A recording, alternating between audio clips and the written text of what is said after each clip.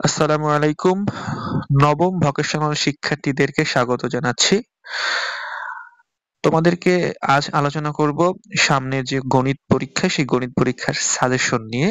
আজ এই পুরো ভিডিওই আলোচনা করা হবে জ্যামিতি অংশ নিয়ে। জ্যামিতিটা অনেক সহজ এবং মার্ক উঠানো অনেক ইজি অন্য কিছু যেকোনো কিছু থেকেই।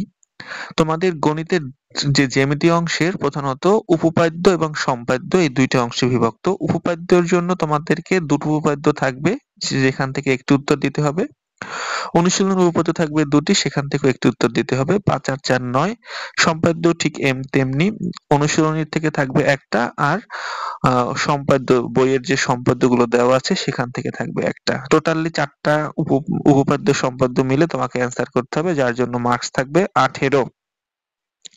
আমি তোমাদেরকে সামান্য কয়েকটা উপপাদ্য এবং সম্পাদ্য তোমাদেরকে পড়তে বলবো। প্রথমেই পড়তে বলবো তোমাদের ত্রিভুজের তিন কোণের সমষ্টি দুই সমকোণ। মোটামুটি এটা ব্যাপক ইম্পর্টেন্ট একটা অঙ্ক এবং 100% শিওরই বলা যায় যে এটা আসার সম্ভাবনা এতটাই বেশি। ইনশাল্লাহ এটা পরীক্ষায় অবশ্যই পাবা এবং খুব সহজ একটা জিনিস। যদি কোনো জায়গায় বোঝার কোনো অসুবিধা থাকে আমাকে নক করো, ইনশাল্লাহ আমি বুঝিয়ে দেব।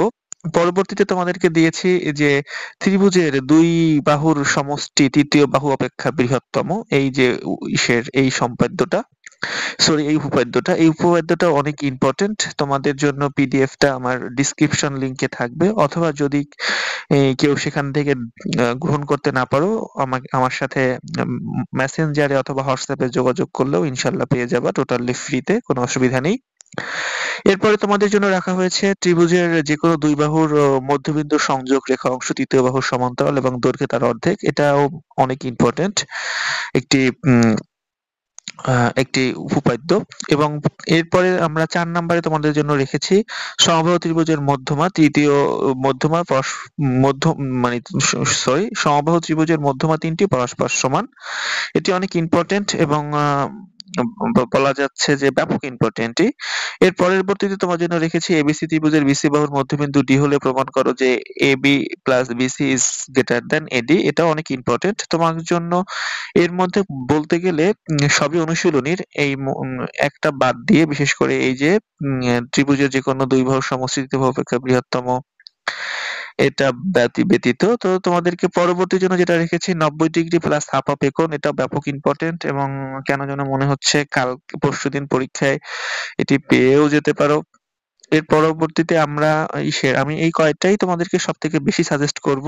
তার মানে আমি তোমাকে দিলাম একটা, দুটো, তিনটি, চারটি, পাঁচটি এবং ছয়টি। ইনশাল্লাহ এই ছয়টি যদি তুমি ভালো করে পড়ো তাহলে এখান থেকেই তোমার ৯ মার্কস কমন পড়বে।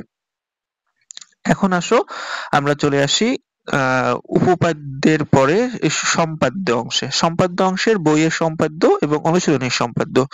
বইয়ের সম্পাদ্য আমরা তোমাদেরকে সব থেকে বেশি রিকোয়েস্ট করব। আমিও সম্পাদ্য অনেক কম দিয়েছি। প্রথমে দিয়েছি ভূমি সংলগ্ন সূক্ষ্মকোণ অপর দুই বাহুর অন্তর দেয়া আছে, ত্রিভুজটি আঁকো এইটা। এবং পরবর্তীতে দিয়েছি দুই বাহুর সমষ্টি দেয়া আছে। এটা দুইটার ভিতরে পার্থক্য শুধু একটাই, একটা ছিল দুই বাহুর বিয়োগফল বা অন্তর, আর একটা ছিল দুই বাহুর যোগফল। আর সম্পাদ্যতে একটা কথা বলতেই হয়, সম্পাদ্যতে প্রমাণ কোনোই কাজে লাগবে না, যতটুকু শুধু দেওয়া হয়েছে শীটে এইটুকু পড়লেই তোমাদের হবে। দিলাম একটা, দুটো, বইয়ের যে সম্পাদ্য ১ এবং ২ ছিল। এরপরে দিয়েছি সামান্তরিকের দুইটি কর্ণ এবং তাদের অন্তর্ভুক্ত একটি কোণ দেয়া আছে, সামান্তরিকটা আঁকতে হবে। এটাও অনেক ইম্পর্টেন্ট। এই তিনটি করলে ইনশাল্লাহ এই তিনটি থেকেই একটি পাবা। আর অপরদিকে বইয়ের অনুশীলনীর জন্য আমি দিয়েছি মাত্র দুটো।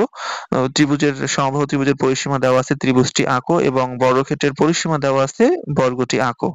তাহলে আমি তোমাকে দিয়েছি টোটাল এখান থেকে ৫টি এবং ইনশাল্লাহ এই ৫টি থেকেই তোমার 100% কমন পড়ার সম্ভাবনা থাকবে।